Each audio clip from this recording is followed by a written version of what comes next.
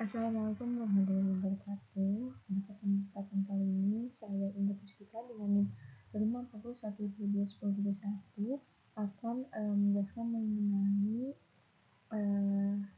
VAR, yaitu Vector Autoregression. Oke, next. Nah, kali ini adalah model statistik yang digunakan untuk menangkap hubungan linear antara beberapa variabel time series, yaitu variabel deret waktu yang saling mempengaruhi satu sama lain secara simultan. Nah, kenapa sih kita perlu menggunakan VAR gitu? Nah, yang pertama itu tidak ada variabel yang diperlukan lebih penting. Jadi di metode VAR ini semua variabel itu setara atau endogen gitu. Dan juga VAR ini bisa digunakan untuk memprediksi perilaku banyak variabel secara bersama-sama. Kemudian untuk mengukur shock pada suatu variabel terhadap variabel lain, yaitu melalui impulse response function.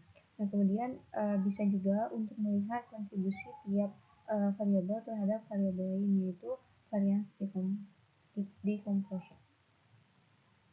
Nah, kemudian siapa aja yang bisa menggunakan metode VAR ini? Yang pertama, pastinya peneliti ekonomi, karena misalnya contoh itu untuk melihat memodelkan hubungan antara konsumsi, tabungan, dan pendapatan, itu contohnya. Kemudian bisa dipakai sama analisis keuangan juga, contohnya untuk melihat hubungan antara return saham, nilai tukar, dan harga minyak dunia. Kemudian pastinya pemerintah dan bank sentral di mana untuk mempelajari efek perubahan suku bunga terhadap inflasi dan outputnya. Nah, kita bisa mengaplikasikan hal ini yang pertama pada ekonomi makro, yaitu ada output inflasi, suku bunga, kemudian keuangan dengan bisa melihat tren aset, volatilitas pasarnya, dan di energi, harga minyak, konsumsi energi. Kemudian di fase 1 juga yaitu upah sangat tingkat pengguna.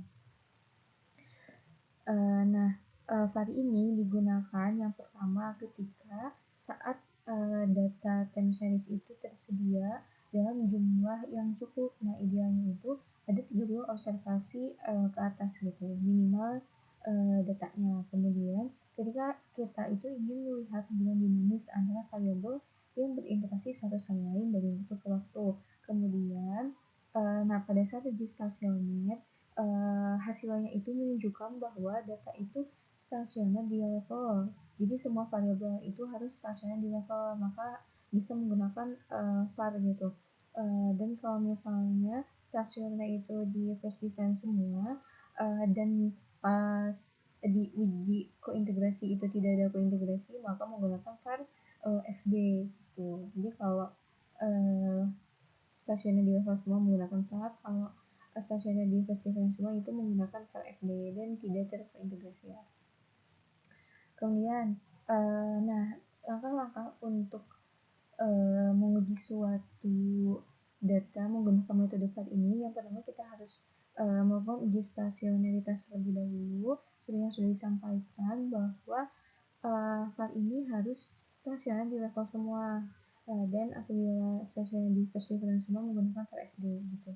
Nah, kemudian yang kedua itu penentuan leg optimal. Nah, kita itu bisa melihat berapa maksimal leg yang bisa kita gunakan gitu. Misalnya leg optimumnya itu 3 gitu ya, maksimalnya 3. Berarti nanti kita uji coba ya satu-satu dari leg 1 sampai leg 3. Nah, kriterianya itu bisa dilihat dari nilai RR, RPE, terus AIC, kemudian SIC, dan juga HQ-nya. Nah, penentuan leg ini dilihat dari misalnya di sini nilai AIC-nya itu dilihat dari model-model nilai AIC dan SIC-nya itu yang terkecil gitu, dan kita juga harus melihat model mana nih yang nunjukin R-square-nya itu yang tertinggi gitu. Kemudian setelah penentuan leg optimal dilanjut untuk uji kausalitas Granger. Nah, di mana uji ini itu untuk mengetahui apakah suatu variabel itu dapat digunakan untuk memprediksi variabel lain. Kemudian setelah uji kausalitas dilanjut dengan uji stabilitas, di mana uji ini itu untuk melihat model dikatakan sudah ketika AR truth table-nya itu atau nilai modulusnya itu harus kurang dari 1. Kemudian setelah itu ada uji kointegrasi, di mana uji kointegrasi ini dilakukan untuk mengetahui apakah akan ada keseimbangan jangka panjang, yaitu kesamaan pergerakan dan stabilitas hubungan di antara variabel-variabel di dalam penelitiannya. Kemudian dilakukan juga estimasi sifatnya dan lanjut dengan analisis IRF. Analisis IRF ini akan menjelaskan guncangan pada suatu variabel terhadap variabel lain. Kemudian pada analisis FFVB itu untuk mengetahui variabel mana yang paling berkontribusi gitu. Nah, kemudian selanjutnya kita akan demo menggunakan RStudio ya. Nah, pertama-tama kita buka dulu RStudio-nya. Kemudian disiapkan script untuk melakukan uji-ujinya. Dan yang pertama itu kita di sini persiapan untuk import data. Nah, ini di-run terlebih dahulu untuk save di package. Sebenarnya bisa melalui package di sini ya, tapi untuk lebih cepat kita langsung run aja. Kemudian setelah itu kita import datanya.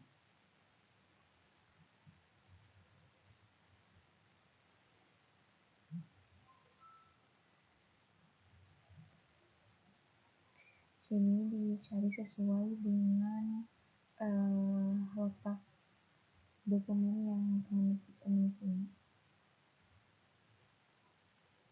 Sini di-run aja jadi data. Kemudian kita tunggu. Nah, di sini sudah terlihat ya ada kolom periode JUB sama masuk. Makanya setelah itu kita import. Nah, di sini sudah terlihat ya datanya sudah ada. Nah, kemudian di sini kita karena tadi di tabel itu ada kolom period ya. Nah, kita akan menghapus si kolom tersebut dengan cara di sini ditulis test data sesuai dengan formatnya ya. Dan ini tahunnya 2010 karena data awalnya tahun 2010 dan referensinya 12 karena itu bulan. Nah, kemudian setelah itu kita akan melakukan uji stasionaritas, di mana uji stasionaritas pada file ini harus semua variabelnya itu stasioner di level atau enggak stasionernya di first different, tapi harus semua variabel gitu. Nah, pada data ini dia tidak stasioner di tingkat level dua-duanya ya, yaitu JB levelnya lebih dari 0,05 yaitu 0,4 sama square juga lebih dari 0,5, maka kita harus lakukan diferensi terlebih dahulu. Jika kita ini dibuat di run aja, kemudian kita akan melakukan diferensi.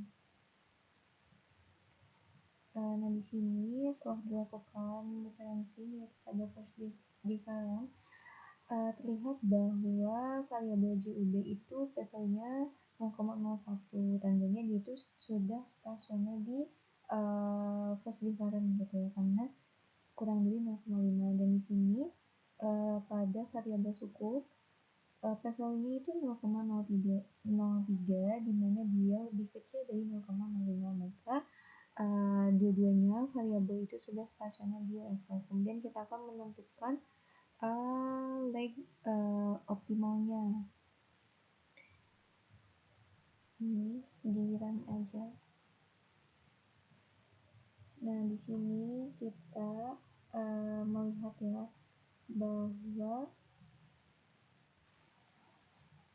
kriteria dari penentuan leg optimal itu dilihat dari PIC-nya, Harki, SC sama FPE.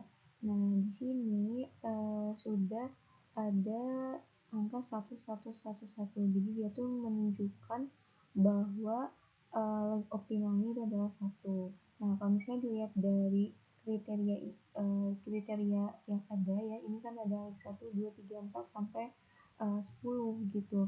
Nah, kita lihat pada bagian yang PIC-nya. Nah, pada week 1 ini tuh memberikan nilai yang paling minimum gitu. Kalau misalnya dibandingin kan 245, 249 gitu, makin kesini makin lag-nya makin gede, nilai LC-nya juga makin besar gitu. Dan apabila dilihat dari HTSCFPE-nya juga sama gitu ya. Jadi nilai yang paling kecilnya itu adalah pada leg 1 gitu. Jadi bisa disimpulin kalau misalnya dari kriteria yang digunain itu tuh leg optimalnya itu adalah leg 1. Jadi ini tuh berarti bahwa model file yang paling sesuai untuk data ini tuh menggunakan satu leg gitu. Nah, kemudian selanjutnya kita akan melakukan uji kausalitas.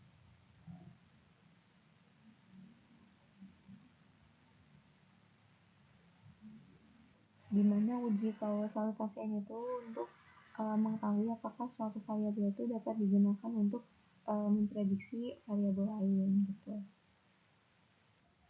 Nah, di sini kita bisa melihat ya dari P-value-nya kayak ini JUB plus suku, kalau ini suku ke JUB. Nah, P-value-nya dua-duanya itu lebih dari 0,05 yang mana berarti bahwa gagal untuk menolak H0-nya. Artinya dari variabel suku ke JUB maupun JUB ke suku itu tidak memiliki pengaruh yang signifikan gitu ya terhadap variabel satu sama lain berdasarkan uji kausalitas ini, karena lebih dari P-value-nya itu lebih dari 0,05 gitu.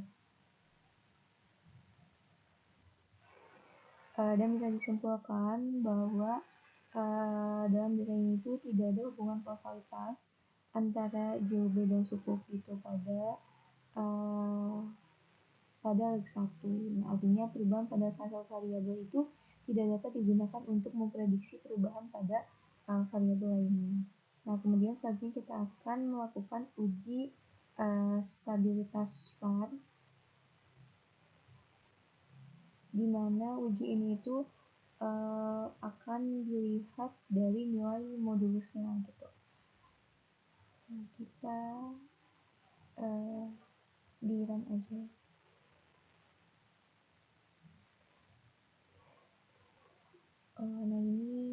Nah, ini dikecilin dulu biar plotnya itu kelihatan. Kita ulang.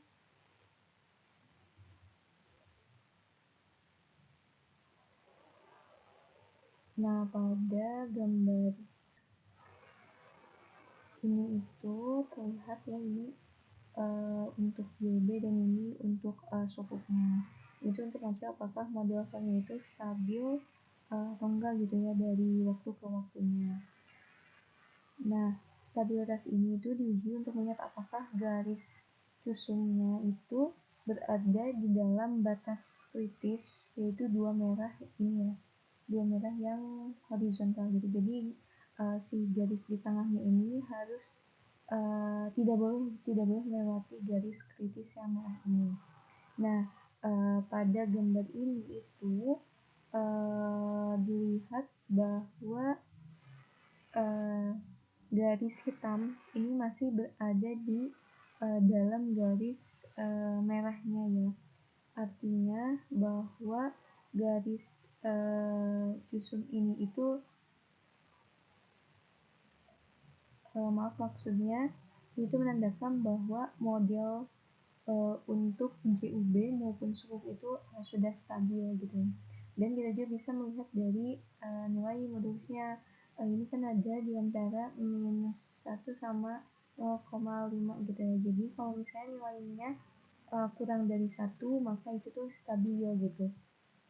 Sini karena tidak ada yang melewati 1 ya, karena di sini masih ada di antara -1 sampai 0,5 gitu. Nah, kalau misalnya ingin melihat secara angkanya ya, ini kan secara grafik gitu ya. Kalau secara angkanya bisa ini langsung dilihat. Nah, di sini terlihat bahwa nilainya itu 0,5, 0,5, 0,2 sampai 0,2 gitu. Jadi nilai mulusnya itu masih kurang dari 1 gitu, yang artinya modelnya itu stabil. Nah, kemudian selanjutnya kita akan melakukan uji kointegrasi Johansson. Kemudian ini di run.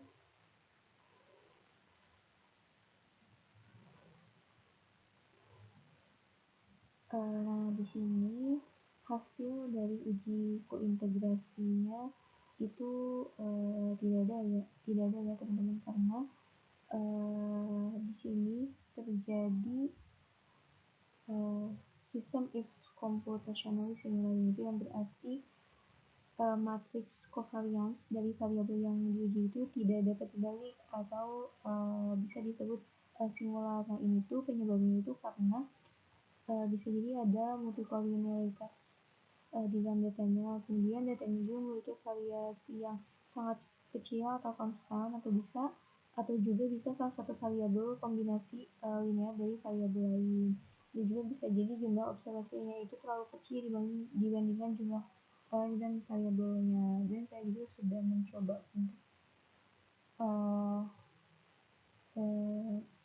untuk melakukan uji integrasi ya, tapi masih tidak bisa gitu.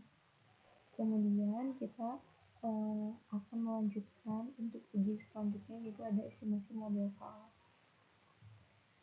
Nah, kemudian di sini kita langsung run aja.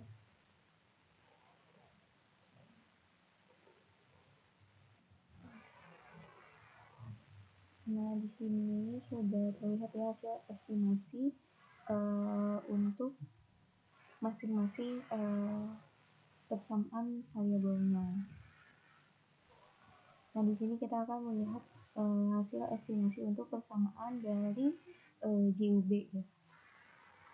Nah, di sini kita bisa melihat nilai p-value-nya itu yang ini ya, JUB pada leg 1, p-value-nya itu masih lebih dari 0,05, yang menunjukkan bahwa pengaruh JUB pada leg 1 terhadap JUB saat ini itu tidak signifikan. Kemudian yang selanjutnya yang ini 0,8. Nah, ini tuh menunjukkan bahwa pengaruh sukuk pada leg 1 itu tidak signifikan gitu ya terhadap JUB saat ini gitu. Kemudian ini selanjutnya ini tuh juga menunjukkan bahwa pengaruh JUB pada leg 2 terhadap JUB saat ini itu tidak signifikan pada tingkat signifikansi 5%, yaitu 0,05, dan di sini nilainya masih lebih dari 0,05 gitu. Nah, kemudian dari konstantanya juga kita bisa menyebutkan bahwa nah ini p-value-nya kurang dari 0,05, yang menunjukkan bahwa konstanta ini memiliki pengaruh yang signifikan terhadap JOB gitu. Kemudian kita akan melihat hasil estimasi untuk persamaan yang sukuk. Nah, yang pertama ini nilai ini tuh menunjukkan bahwa pengaruh JOB pada leg 1 terhadap sukuk saat ini itu tidak signifikan karena masih lebih dari 0,05. Kemudian selanjutnya ini itu menunjukkan bahwa pengaruh sukuk pada leg 1 terhadap sukuk saat ini itu tidak signifikan juga. Kemudian nilai yang ketiga ini, nah ini tuh menunjukkan bahwa pengaruh JOB pada leg 2 terhadap sukuk saat ini itu tidak signifikan. Dan juga pada sukuk leg 2 ini juga tidak signifikan gitu. Dan kalau tadi konstanta di hasil estimasi JUB itu signifikan, tetapi konstanta pada hasil estimasi persamaan yang cukup, dia masih tidak signifikan gitu ya, artinya tidak memiliki pengaruh yang signifikan terhadap sukuknya gitu. Dan bisa disimpulkan bahwa model VAR yang diestimasi itu menunjukkan bahwa tidak ada pengaruh yang signifikan antara JOB dan sukuk pada leg 1 dan 2. Kemudian konstanta memiliki pengaruh signifikan terhadap JUB tetapi tidak terhadap scope-nya. Dan kemudian model ini tuh memiliki kemampuan menjelaskan yang relatif rendah gitu untuk kedua variabel. Nah, kemudian kita akan melanjutkan analisis berikutnya yaitu analisis IRF, yaitu Impulse Response Function, di mana IRF ini itu untuk menganalisis, untuk melihat gitu ya, menjelaskan dampak dari guncangan pada satu variabel terhadap variabel lain. Kita bisa blok dan langsung di run aja. Nah, di sini sudah terlihat ya teman-teman pada gambar ini.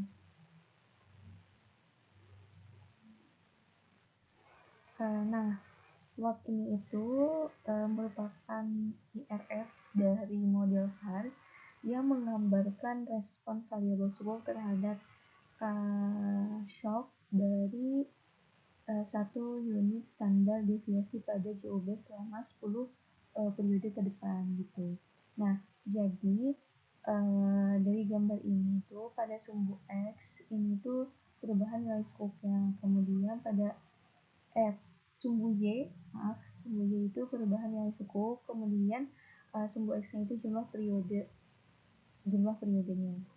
Nah, garis hitam ini itu adalah respon pusat atau mainan sukuk terhadap shocknya JOB gitu. Nah, kemudian kalau garis merah yang ini itu adalah batas atas dan batas bawah respon yang signifikan secara statistik gitu. Dan kita bisa melihat ya pada periode awal, yaitu pada periode 1 dan 1 sampai 2 respon dari sukuk itu positif dan signifikan gitu ya, karena garis hitamnya berada di luar batas bawah merah gitu ya pada awalnya.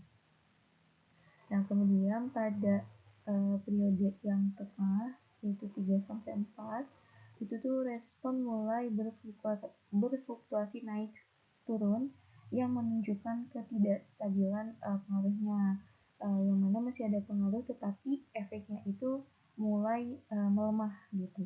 Dan pada periode 7 sampai 10 itu menunjukkan bahwa respon kembali mendekati angka 0 dan tidak signifikan gitu ya secara statistik, karena garis hitam berada dalam batas ini, batas yang murah. Dan itu menunjukkan bahwa efek dari shock JOB terhadap sukuk itu memudar seiring waktu gitu. Dan bisa disimpulkan bahwa shock pada JOB itu berdampak positif dan signifikan terhadap perubahan sukuk di periode awalnya. Nah, kemudian selanjutnya kita akan melakukan analisis FEVD, di mana analisis itu untuk mengetahui variabel mana sih yang paling berkontribusi gitu. Kita bisa langsung log dan run aja.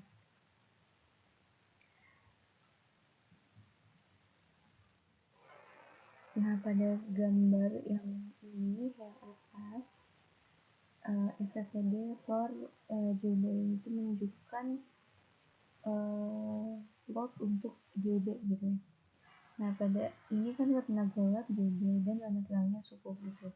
Nah, ini tuh artinya mayoritas bar hampir 90% lebih lah ya, barnya itu diisi oleh JOB, artinya fluktuasi nilai JOB itu lebih banyak dijelaskan oleh shock pada dirinya sendiri gitu, dan kontribusi sukuk terhadap JOB itu sangat kecil dan tidak signifikan gitu. Jadi kontribusi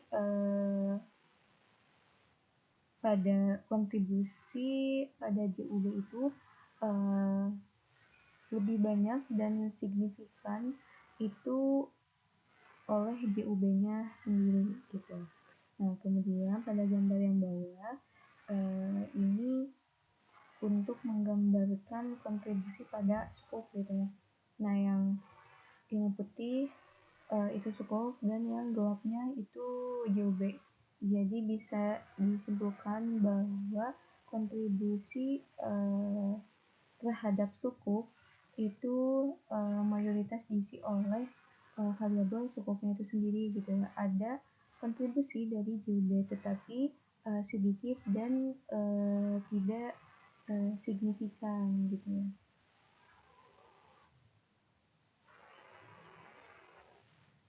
Nah, mungkin tutorial uji VAR dari saya cukup sekian. Mohon maaf apabila terdapat banyak kesalahan. Wassalamualaikum warahmatullahi wabarakatuh.